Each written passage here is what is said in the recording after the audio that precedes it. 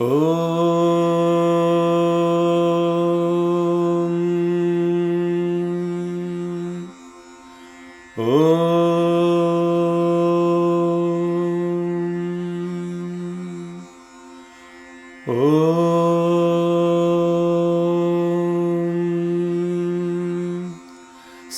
साईश्वराय नमः हरिः Om. Offering our collective love at the divine lotus feet of Bhagwan Sri Satya Sai Baba, loving Sai Rams to one and all. Last module, we studied the continuity aspect of the Veda mantra and how Anuswara and nasals are very important in enabling this continuity. The next aspect of continuity is Visarga. Visarga means that which is discharged or sent forth. In the IAST script, Visarga has a dot below H. In the Devanagari script, there are two dots next to a letter as shown in the picture here, and together these are pronounced as aha. In this module, we will examine how the Visarga is pronounced in conjunction with the other sounds, both consonants and vowels. So first, to begin with, the guttural sound is produced with aha, and this aha is followed by a word that starts with ka, then it is pronounced as ka. For example, namah kulalebhyah karmarebhyascha. Similarly, namah kalaya, namah kalavikaranaya, namah kapardine. Similarly, when the Visarga is followed by ka, even in the middle of the word, it is also pronounced as kha, like dukkha. Now we go to the next aspect, which is palatals. The palatal sounds as in ch and cha. When the Visarga is followed by the word that starts with ch or cha, they will be transformed into the corresponding sibilant that is pronounced at the palatal, and that is sh. Therefore, it will become sh or sh. A very good example of repetition of this concept is in the Chamakam, where Vajaha plus Chame becomes Vajaschame. Prasavaha plus Chame, Prasavaschame. Prayatihi plus Chame, so on and so forth.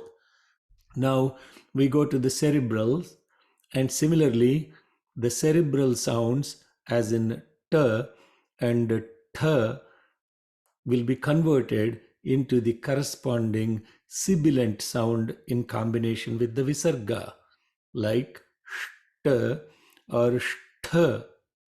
One example is Ramaha plus tikate becomes Ramashtikate. Now let's move on to the dental sounds. So when the word with the Visarga ending is followed by another word with the th or the tha, the Visarga gets transformed to the corresponding dental sibilant sa.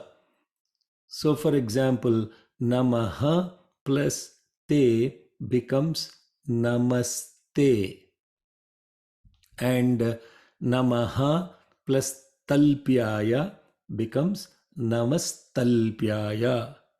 Several examples again in Sri Rudram where you can observe and practice these visargas. Now moving on to the labials. The labial sounds as in the p and the p will be converted to the fa sound that is preceded by the Visarga sound again. For example, Dhiyo yo naf prachodayat, and it is not Dhiyo yo nah prachodayat. Several Gayatri mantras has the prachodayat preceded by the Visarga. In all those cases, the preceding word Tanna Sarvaf Prachodayat. Examples from Rudram again. Harikeshebhyaf Pashunam. It's important to chant those together to maintain the continuity of the mantras.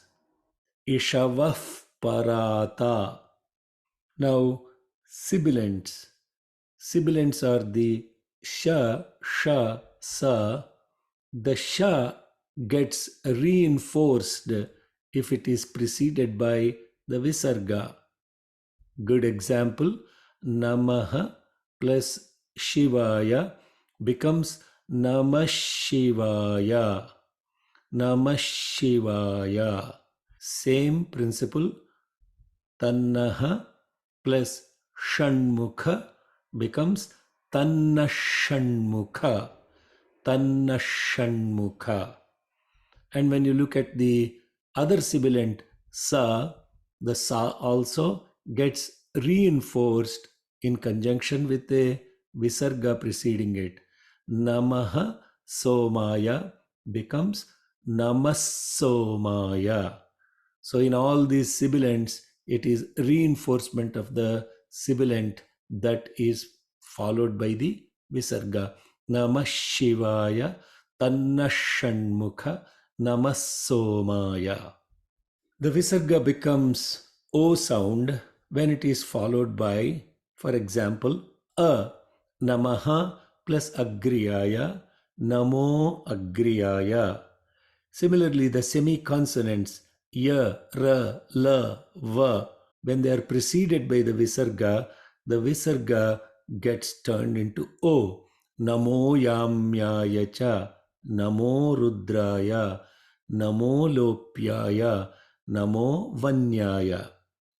And when there is the guttural ha sound that is presented by the word that is followed by visarga, similarly, Namaha plus Hiranyabahave becomes Namo Hiranyabahave. There are several examples in Rudram where you will find the other consonants and the nasals that are listed in this slide.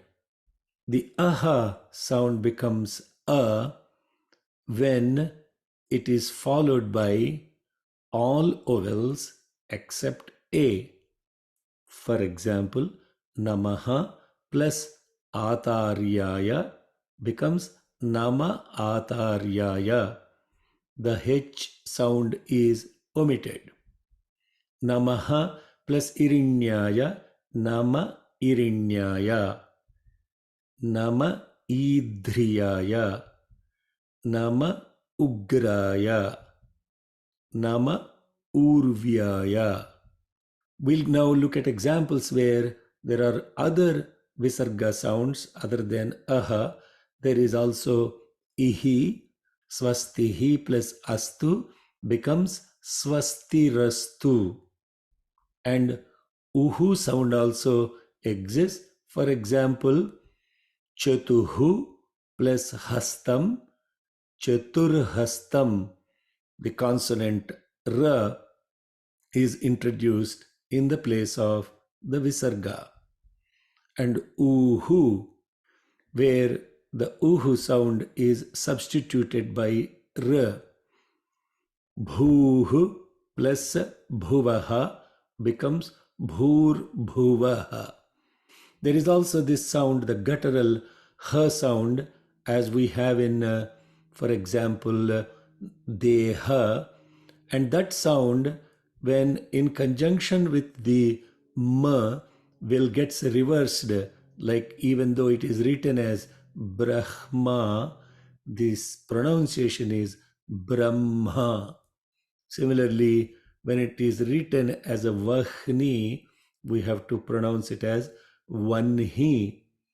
Such rule applies only to the m sound and the na sound and not for the others that are followed by yaralava. Example, Prahlada is written and pronounced exactly the way it is written. Prahlada. In summary, Visarga and Bindu are very important and critical to enable continuity of chanting. Visarga gets pronounced, modified, or even omitted based on the vowels or consonants that follow it. Careful attention has to be paid to avoid discontinuities in pronouncing the words or the linkages between them. There are many more nuances to these changes than covered here. And in the next module, we will look at pauses and holdings. Om